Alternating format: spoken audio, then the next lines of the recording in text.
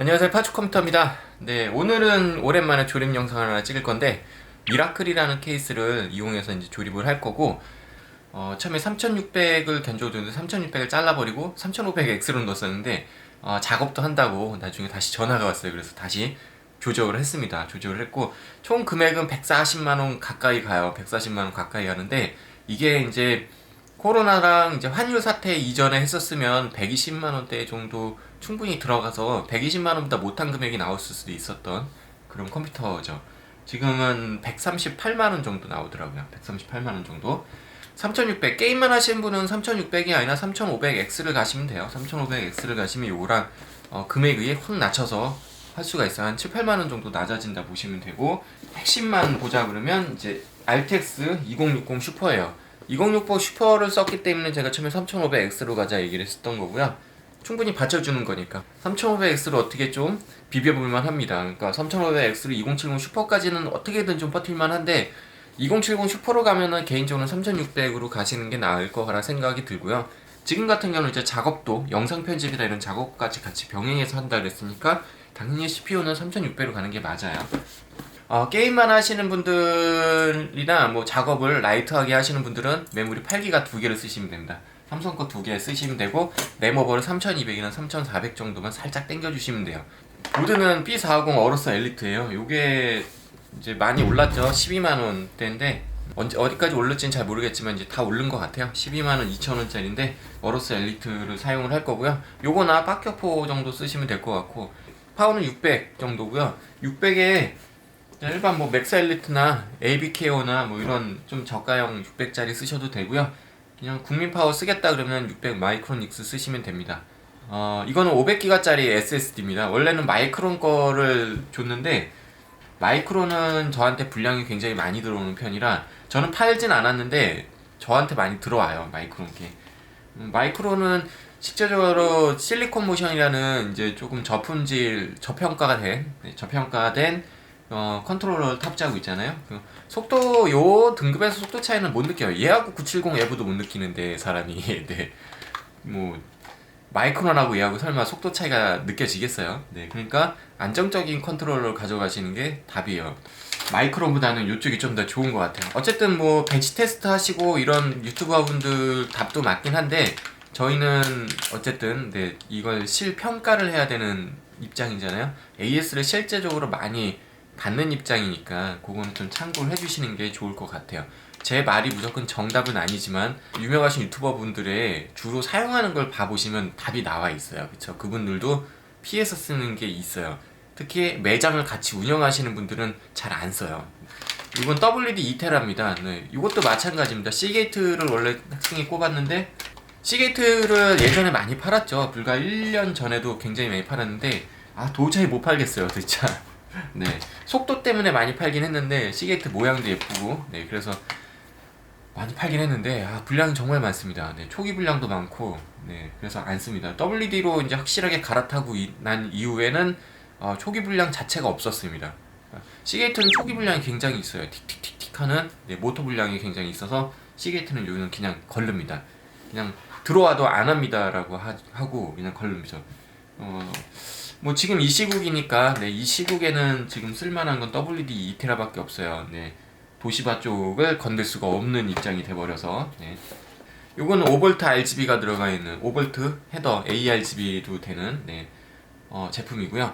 상단에 이렇게 RGB가 예쁘게 들어갑니다. 그래서 어로즈 엘리트에 RGB 퓨전을 깔고 나면 얘를 예쁘게 돌릴 수가 있어요. 그리고 이 얘기를 할 때 하나 더 해야 되는 게 있는데, RGB 퓨전 요거 공식 홈페이지에서 RGB 퓨전을 다운로드 받으면 깔고 나서 재부팅하고 나면 멈추는 현상들, 굉장히 느려지는 현상이 있습니다. 최근에 제가 팔았던 것 중에 몇 군데가 그래가지고 조절을 좀 해드리긴 했는데, 구형 RGB 퓨전 드라이버를 받으셔야 돼요. 그 RGB 퓨전을 최신 버전을 받으면 재부팅하고 나서 뻗어버리는 경우가 굉장히 빈번하게 발생이 됩니다. 그래서 메인보드 요 RGB 퓨전 드라이브는 기가바이트 공식 홈페이지 걸 받으시면 안 돼요. 옛날 구형 드라이버를 구글에서 찾아서 구하시거나 제가 오늘 블로그에다 올려놓은 그 자료를 이용해서 하시는 게 좋습니다. 자, 조립을 한번 해보도록 하겠습니다. 조립은 뭐 간단하죠. 어로즈 엘리트 메모리는 이쪽으로, 네, 이쪽으로 먼저 해야지 메모리 오버가 잘 된다고 그러더라고요. 자, 이렇게 2개. 8기가 2개입니다. 8기가 2개 꼽아주고,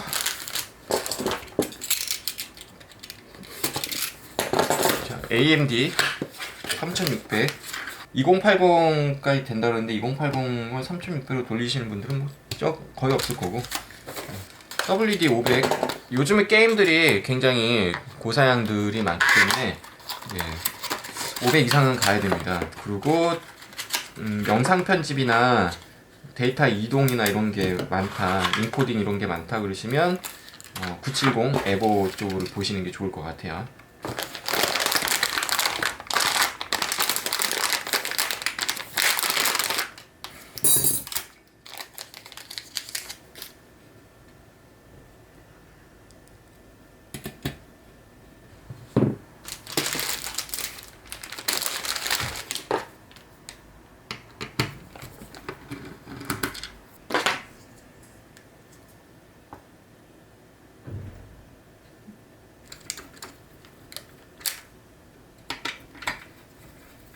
자, 요게 F의 미라클 케이스입니다.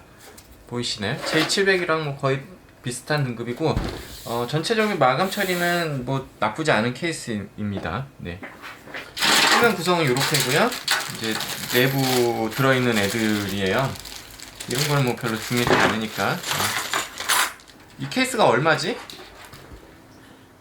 이 케이스가 지금 6만원이네. 원래 5만원짜리였을 텐데 6만원이 됐어요. 얘를 이제 일반 분들이 많이 선호를 안 하시는 이유 중에 하나가 뭐냐면, 굉장히 튼튼하고 내구성이 좋고 철판 강판도 두껍고 수냉 쿨러도 장착을 할 수가 있고요. 위에 높이가 어느 정도는 있어요. 그래서 아주 두꺼운 아이들은 장착이 가능하고 전면도 가능하긴 한데, 이제 많이 안 쓰는 이유 중에 하나가 이제 일단 첫 번째가 금액이고요. 5만원대 금액이고, 기본 구성들이 돼 있는데 이제 이 에코의 팬이 조절을 할 수 없다는 거가 굉장히 이제 취약점으로 다가오더라고요. 제가 판매를 했을 때 이 쿨링을 끄질 못한다는 거, 그게 약간 좀 아쉬운 점으로 다가오더라고요. 소비자한테 어필할 게 별로 없어요. 그리고 대양 케이스 넘버 8처럼 굉장히 그냥 무뚝한 구성이에요. 이렇게 보시는 것처럼 자동이 없어서 수동으로 돌려야 돼요. 그냥 다른 밋밋한 구성이에요. 근데 저는 이런 디자인을 선호해서 좀 좋아하는 편인데, 이제 일반 분들은 조금 꺼려 하시는 것 같더라고요. 그게 좀 아쉽고, 이게 블랙, 이게 화이트인데 블랙 이거 좀 에바네요. 이게 좀, 네. 저는 나름대로 뭐 개인적인 평가를 내린다면 괜찮은 케이스다. 근데 소비자한테 팔 때는 어필할 게 없다라는 느낌이 강하게 있던 케이스입니다. 자, 이쪽에 이제 SSD 카드가 붙어 있네요. 여기다 붙일게요. 자, 모양은 뭐 대충 이런 모양이고, 다른 뭐 특별한 건 없습니다. 다 일반적인 케이스들이 다 갖고 있는 거를 종합적으로 잘 갖고 있는 케이스라고 보시면 돼요. 굉장히 무난한 케이스, 이것저것 다 할 수 있는. 네. 하드디스크는 여기다가 요 나사를 가지고 태울게요. 여기 많이 들어있는 요거 나사를 체결을 하면 태울 수 있어요. 중간까지만 박으면 되네요. 네. 하드 베이 홀이 중간까지 있어요. 네, 안 들어가잖아 이거. 이런 거 하나가 좀 그래요. 이거 드라이버를 이런 얇은 드라이버 써야 되잖아. 이것도. 이거는 나사 바꿔야 되겠다. 계속 팔 생각이시면. 조립 편의성이 여기서 확 떨어져 버리네. 보통은 십자 드라이버 하나 갖고 다 조립이 되게끔 해야 되는데, 이거는 노트북 풀 때 쓰는 이거 얇은 드라이버 아니면 못 박아요. 이런 걸 해놓으면 안 돼요. 이거 조립하는 사람도 짜증나고 그러니까. 이 드라이버 홈이 다 들어가는 나사로 바꾸시는 게 좋아요. 일반적인 케이스들은 다 저 드라이버 돌아갑니다. 다. 이건 안 돼요. 고무 패킹을 잘 맞춰서 끼시면 돼요. 케이스가 약간 안 맞네. 자, 이렇게 끼시면 하드디스크가 고정이 되는데, 개인적으로 이 방식은 좋아하지 않습니다. 스탠드오프를 박아볼게요.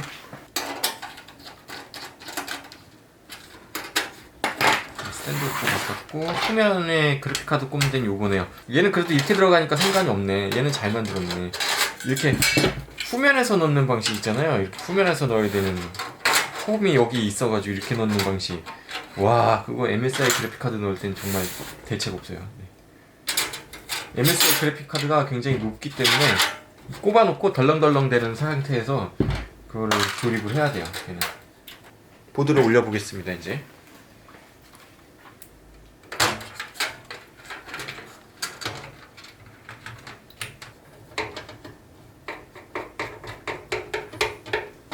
이런 식으로 이제 보드가 바뀐 거고요. 이렇게 보이시나요? 혼자 촬영사에서 이거 조립 영상 찍을 때는 어쩔 수 없이 그냥 해야 돼요. 여기 보시면 여기 홈이 있어요. 하나가 홈을 찾아야 되는데 잘 안 보여요. 홈으로 이렇게 빼면 자 5V를 하단에다가 연결을 할 수가 있습니다. 근데 하단 뒤쪽은 예쁘게는 들어가진 않고요. 이제 이렇게 해서 하단으로 이렇게 연결을 할 수가 있어요. 이 같은 경우는 5V가 이렇게 해서 하단 이쪽으로 해서 넘어갈 수 있고요. 여기 상단에다 꽂기에는 얘는 여기 홀이 없기 때문에 예쁘게 안 나옵니다. 그래서 메모리 쪽으로 이렇게 건너가야 되니까 이게 화이트 케이스니까 그런 부분이 좋지가 않아요. 그래서 너무 타이트하게 안 당기고 그냥 적당히만 당겨주시면 돼요. 여기는 선정리 홀이 굉장히 넓기 때문에 이 케이스, 미라클 케이스 같은 경우는 초보자분들이 조립하기 굉장히 편하네요. 저는 여기까지 끌어다 써야 되겠네요. 여기까지 끌어 쓰고 파워선은 이쪽 라인을 써야 되겠습니다. 요건 나중에 맨 마지막에 정리를 하고 여기서부터 당겨오면 되겠네요. 조립 편의성이 굉장히 좋죠. 이 케이스는 대충 묶어도 되죠. 네. 왜냐하면 뒤 공간이 넓어요. 굉장히 넓거든요. 이 폭이 일반 케이스들보다 조금 2배? 2배 가까이는 안 돼도 한 1.5배 정도 깊다 보시면 돼요. 그래서 뭐 선이 대충 넣으셔도 대충 넣고 그냥 둘둘 말아서 쪼아줘도 굉장히 잘 됩니다. 자, 이렇게 1차적으로 좀 잘라 볼게요.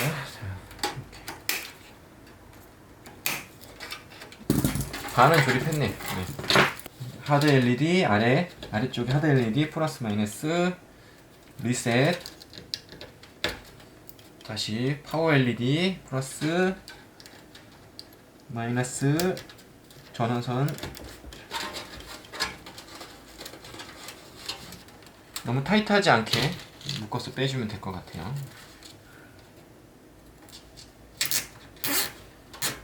약간만 유격을 줘서 약간만 유격을 줘서 묶어주시면 됩니다. 저는 이렇게 빼려고 요 칸을 남겨놓고 여기까지 당긴 거예요. 갤럭시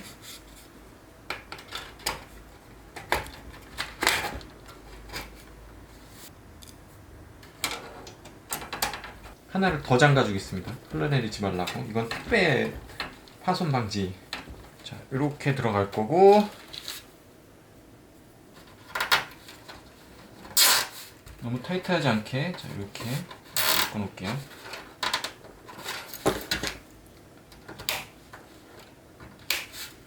자, 이렇게 됐고 자 얘는 나중에 좀 세워야 되겠다. 무겁죠? 얘는 이 정도에서 세우면 될 것 같은데 저는 요거를 이렇게 세워서 드리도록 할게요. 지지대는 따로 사셔도 되고 그냥 아무거나 받치셔도 돼요. 근데 어차피 안 보이는 부분에서 세울 거라 따로 그래픽카드 지지대는 제가 설치해서 나갈 수가 없어서 그래픽카드 지지대는 항상 품목이 없거든요. 그래서 제가 그냥 내보내면 어차피 재조립해서 뜯어서 이거 그 지지대 넣거나 이런 작업 하실 분들이 대부분 없기 때문에 그냥 만들어서 넣어드리긴 합니다. 그냥 잘 안 빠져요. 택배 가도 이건 안 빠지거든요. 이 3M 테이프가 굉장히 강력해요. 그래서 그래픽카드 쪽에다가 3M은 못 붙이고 이제 판때기 쪽에다가 케이스 판에다가만 보통 제가 붙여서 3M 테이프로 붙여서 얘가 안 떨어지게 해서 나가는 거고요. 위에는 좀 비교적 쉽게 잘 떨어지는 양면 테이프 3M 이것도 양면 테이프인데 이거는 좀 접착성이라 그래나 그게 좀 약하죠. 이렇게 해서 받쳐주면 될 것 같아요. 이거는 이제 택배를 배송을 가도 얘는 잘 안 빠져요. 그래서 이렇게 딱 받쳐주면 이런 식의 구조가 되는 거예요. 이렇게 보이시나요? 아래쪽에 굉장히 접착력이 강한, 저거 손으로 뜯어내기 되게 힘들거든요. 나중에 지저분하다 뜯어낼 때 굉장히 힘들어요. 그냥 이렇게 해서 요 하단 쪽에 턱이 끊어지는 부분에 갤럭시는 이렇게 장착할 수 있는 부분이 조금 있어요. 맨질맨질하게. 요 부분에다가 해놓으면 이 그래픽 카드는 처지지 않고 굉장히 잘 쓸 수 있을 거예요. 네, 이렇게. 저는 안 묶습니다. 데이터 케이블은 이렇게가 끝이에요. 얘가 좀 그렇네. 얘 좀 묶어줘야 되겠다. 얘는 따로 이렇게 묶을 만한 데가 만만치 않아서 그냥 쟤는 케이블만 살짝 이렇게 너무 처지지 말라고만 걸어만 놓겠습니다. 뒷판이 잘 닫혀야 되겠죠? 네. 대충 조립해도 여기는 다 잘 닫혀요. 이렇게 잘 닫히죠. 힘을 별로 안 줘도 굉장히 잘 닫힙니다. 선 자체가 닿질 않아요. 그러니까 뭐 대충 조립해도 됩니다. 이건 이 케이스의 장점이죠. 굉장히 장점. 자, 이렇게 하면 이렇게 돼서 완성이에요. 이렇게. 컴퓨터는 이렇게 해서 조립이 다 끝난 상태고요. 제가 조립하면서 이것저것 좀 보면서 조립을 한 상태고, 기본에 굉장히 충실한 케이스입니다. 그러니까 뭐 이것저것 특별한 거를 생각 안 하고 그냥 딱 케이스의 기본이 좋다. 뭐 철판 두께도 두껍고 유리 옆에 달려 있고 LED 뭐 기본적으로 있고, 네, 풍량 어느 정도 괜찮고 이런 케이스 찾는다면 이 정도 케이스 괜찮은 것 같고요. 보시는 것처럼 일단 화이트 컨셉으로 이제 제작이 되어 있는 상태입니다. 다행히 2060 슈퍼가 화이트 제품이 갤럭시께 남아 있어서 지금 전체적으로 구성하는데 크게 이상은 없었어요. 그리고 아까 얘기했듯이 5V RGB는 이런 식으로, 네, RGB 퓨전을 이용하면 이렇게 색깔을 띄워줄 수가 있고요. 전면은 이런 구조, 네, 이렇게 돼 있고, 파스 테스트까지 다 끝났는데 총점은 238점 정도 나왔고요. 옆에를 오픈해 놓고 테스트를 했기 때문에 온도가 조금 적게 나오긴 했어요. 근데 69도 정도 찍혔네요. 저 측정값은 메모리 램오버를 해놓은 상태예요. 메모리를 오버해 놓고 측정을 해서 올려놨던 거고요. 이렇게 해가지고 제가 미라클 케이스는 리뷰를 이렇게 해서 마치도록 하고, 이거 잘 포장해가지고 잠실로 보내드리도록 하겠습니다. 네, 고맙습니다. 구매해주셔서 감사하고, 네, 시청해주셔서 감사합니다. 다음에 또 다른 영상을 가지고 또 돌아오도록 하겠습니다.